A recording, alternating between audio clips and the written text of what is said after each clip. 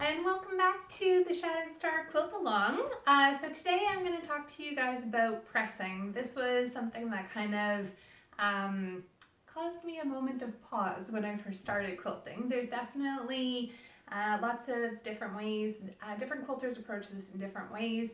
I'm a firm believer that, you know me, I'm a firm believer that in quilting there's no right or wrong, it's whatever method works best for you. So on that note, keep that in mind. I'm going to show you guys how I like to press my fabric when I'm preparing my fabrics for a quilt project. This has kind of evolved over the years. I had a different approach when I first started, and it's kind of landed where it is today. So I'll speak to you a little bit about what I used to do and what I do now. So the first question that I always get asked is, do I pre-wash my fabrics or not? I used to pre-wash my fabrics. When I first started, I washed everything, including my batting. So I really went to town, I washed everything, I then pressed everything. What I found was when I was starting to work with some pre-cuts, so if you're thinking like charm packs or jelly rolls or fat quarters, fat eights, any of those types of cuts, if you opt to pre-wash them, you're going to lose a lot of that actual yardage or the amount of fabric. It's going to start to unravel on you. And so you're going to end up with quite a bit of fabric loss just to all of those loose strands. I'll try and find a photo of some of the fat quarters I used to wash. And I remember thinking to myself, oh my God, I'm losing so much of my fabric. Now, the reason why a lot of people pre-wash is because they want to pre-shrink their fabric, which when it comes to a quilt, some people don't like that crinkly effect that you get once you wash your quilt. And that gets pronounced, that effect gets much more pronounced if you don't pre-wash your fabrics. So that's one reason to pre-wash, is to reduce the amount of crinkling and shrinkage. Two is also if you're working with a color that could bleed, like a red or a blue, those two colors tend to be kind of notorious for bleeding. Then pre-washing is a great chance to kind of get any of that excess dye to come out before you start working with it in your quilt. Now, as I said, I used to pre-wash all of my stuff, but because I started working with different like yardage and pre-cuts, I stopped pre-washing. Now, one of the things you can do if you still want to pre-wash, but you want to work with your pre-cuts, is to actually stitch a stay stitch all the way around the entire perimeter of your fat quarter or charm square or whatever size you're working with. This will help keep your strands intact, so you won't lose any of your warp or weft threads.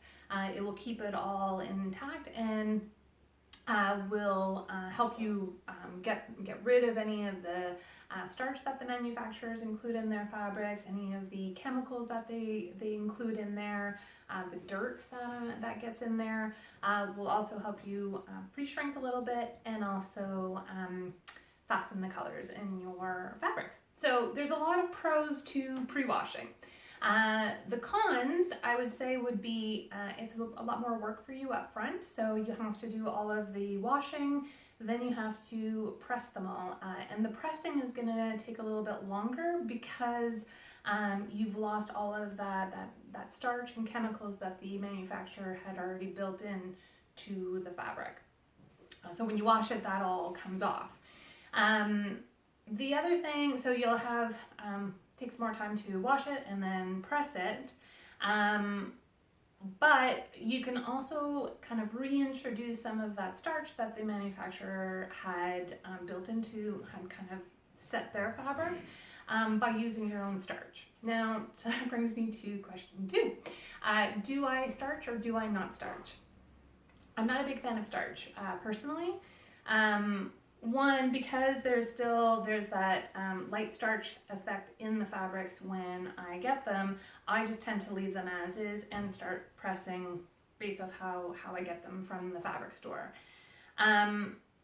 You can buy two types of different starch. There's one that's more aerosol, and then there's one that's more of a spritz. What I found with those is that oftentimes the commercial starch that you get in your local fabric shop or at the grocery store tends to have a lot of chemicals in it, and the main reason why I don't like using it is because I heard very early on that starch attracts bugs. I don't want bugs in my quilts, and because I sometimes work on a quilt and I have to put it away, if I have used starch in all of my fabrics and then I put it away to work on it next week, next month, a year from now, that starch can encourage bugs to come and start eating that starch. Yuck. So that was one of the reasons why I avoided starch right from the get-go. Two, I didn't really like the idea of adding more chemicals to my quilts. But what I do use is I've opted to use an alternative, a starch alternative called Flatter. This is an environmentally friendly product. It's not starch, but it does help relax some of the wrinkles that you get. So if I open up this fat quarter, you'll notice that there's quite a few creases in there. Some of them will be more challenging to get out than others. What I find very helpful is Flatter. You just spray it on top. Sorry, this one's a little. You spray it on top, and you don't need a huge amount. I find that just giving it a generous spray. I'm going to switch bottles because that one's running low. Yes, I stock these. I stock these by the bottle. So I just give it a quick spray, and then I lay my iron on top. Now, two things when we talk about pressing versus ironing. Ironing is this action. Pressing is where you lift your iron, you place it down, you give it a second to let the heat hit your wrinkle, you lift it up, and you repeat. Now, I will say, personally, I don't press my fabric. I press my blocks, but I iron my fabric. Now, this comes back again to preference. I find that I get a better and more efficient result with my fabric when I iron it versus when I press it. But when it comes to my blocks, I will be consistent in saying that I press them versus ironing them. Now, you'll notice there was a big shot of steam that came out. This is another thing that comes back to personal preference. So some people don't like to put water in their irons. And the reason for that is generally that it ultimately will shorten the life of your iron. So this is actually my second iron of this kind. This one's a Rowenta. I've gone through a couple of irons. I've come back to this one. This is actually my second one, and it's done the same problem that I had on my first one. So at around the 5-year mark, it starts to leak. And what I have found is, specific to this model anyways, is the type of glue that they've used around the water reservoir starts to loosen, and that's where the water starts to seep from. Which is really annoying, because if you're in the middle of pressing your fabric and getting it all ready or pressing your blocks, and then all of a sudden this pool of water comes out, it's really not ideal. And if you're not in the habit of cleaning your iron on a regular basis, then a lot of the water that comes out can potentially be brown and would stain your fabric. So that's really not ideal either. You want to avoid that. So some quilters that I know circumvent this, get around this issue by not putting any water in their iron and having a water bottle that they fill, a spray bottle that they can fill with water and then spray and create their own steam. I have found that the steam that my iron creates is way more effective than the steam I create by using a spray bottle and then using my hot iron. Maybe I'm doing it incorrectly, but that's just how my experience has been. So I do tend to still fill my water reservoir and use the steam function of my iron. The Rowenta is phenomenal in its capabilities to create steam, which really does help relax those wrinkles. The other thing that I find is the combination of the steam, the really hot iron, plus the Flatter spray really it's the trifecta combo of pressing, because I find the three of them together really help me get very nice flat fabric, and I'm able to get those creases out, which I find very, very encouraging, especially, you know, if it's been in, you know, in your fabric stack and your fabric cabinet, and, you know, you've got a whole bunch of fabric that's been sitting on it. That just really compresses that wrinkle. So especially, you know, if you think of the folds on yardage that comes off the bolt, this fold here tends to be pretty tricky to get out as well from a pressing standpoint. So I find, again, the combination of a really hot iron, the steam plus the flatter spray is pretty amazing at getting those tough wrinkles out. What else can I tell you guys? So right now, just so you know, I've been playing around and trying the new wool pressing mats that you can get. This one is from the Felt Store. It's a local Canadian company, and it's actually even the felt is sourced, and the mat itself is made in Canada.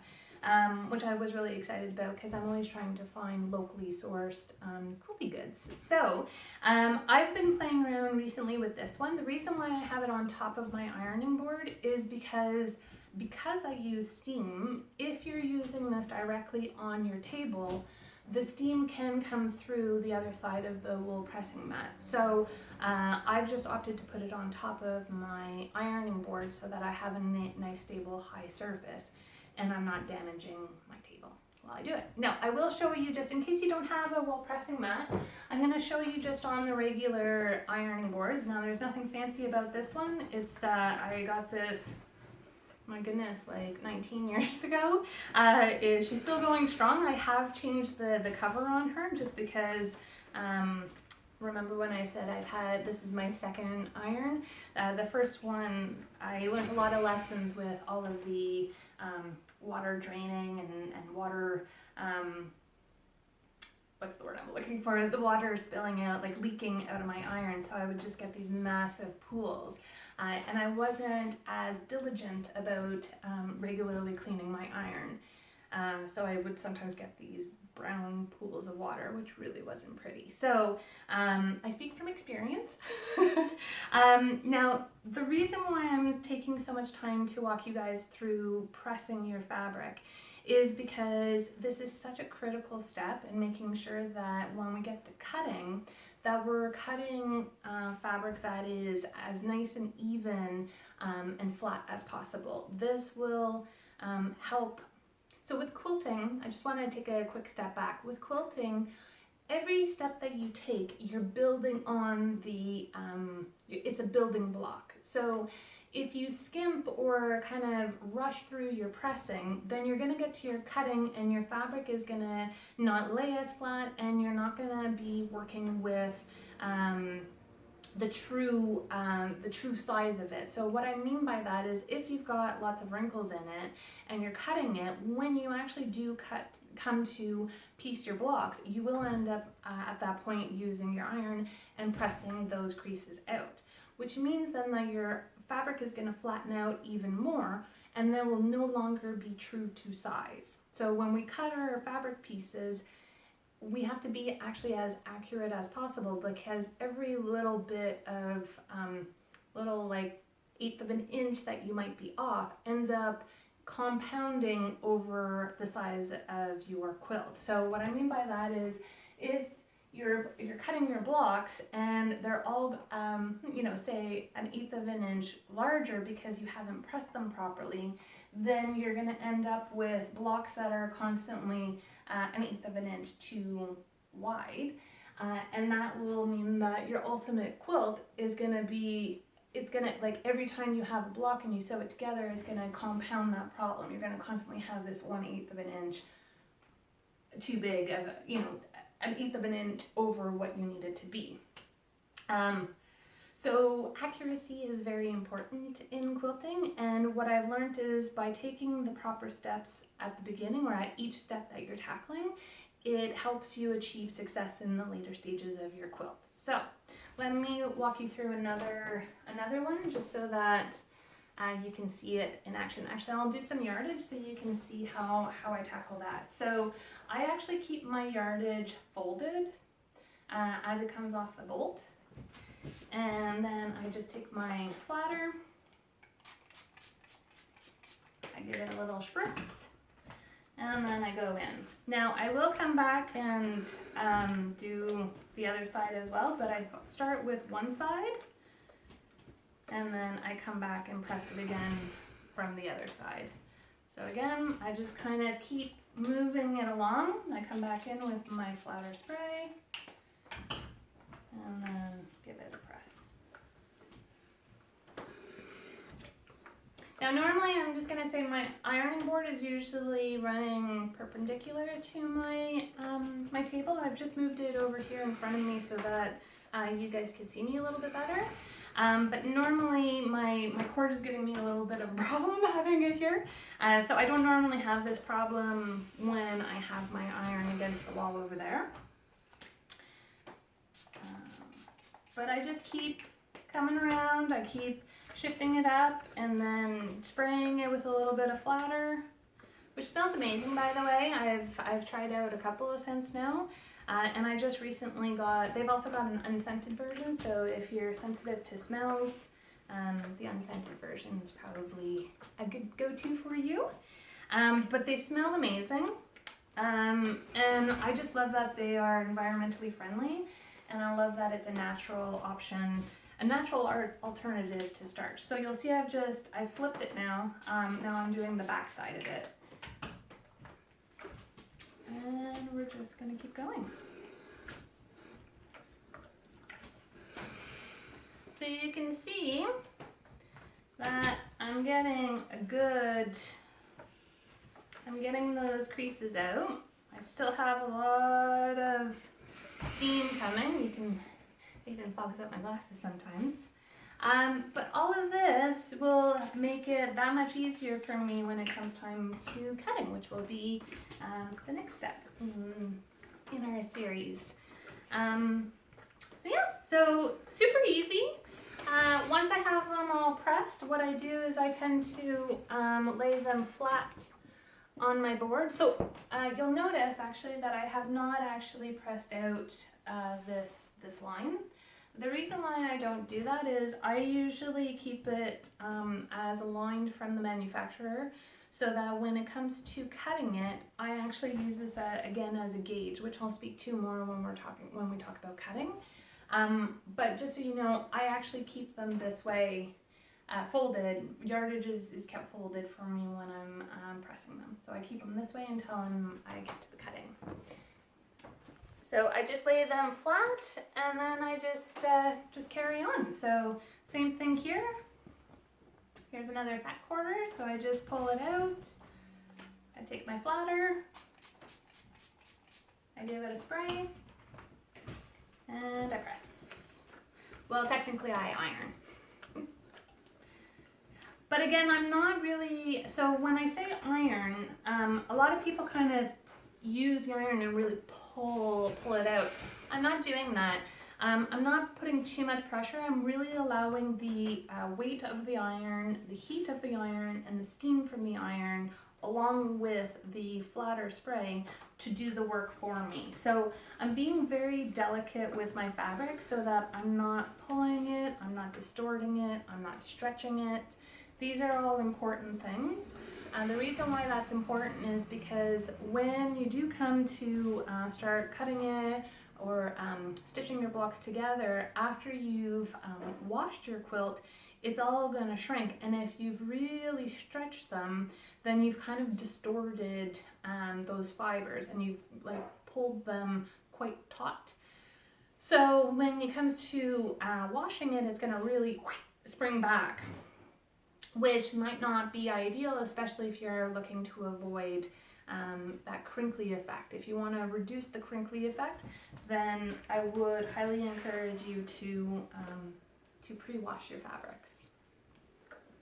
But that's all there is to it, guys. There's no There's no real magic trick. It's just having patience, taking the time, really giving yourself the time to get those wrinkles out. You want it as flat as possible. As I said, this will help you at later stages of the quilting process. So if you guys have any questions, don't hesitate to leave them in the comment box below, or send me an email or a direct message.